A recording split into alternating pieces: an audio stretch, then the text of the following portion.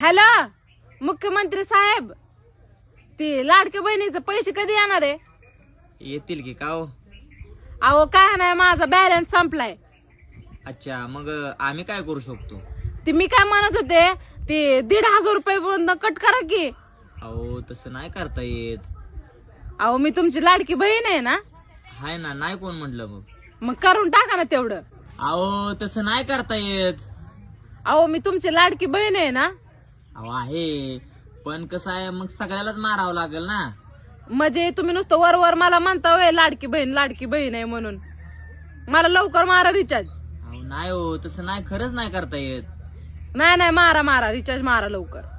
बरं आहे का, मारतो, पण कुणाला म्हणू नका रिचार्ज मारलाय म्हणून.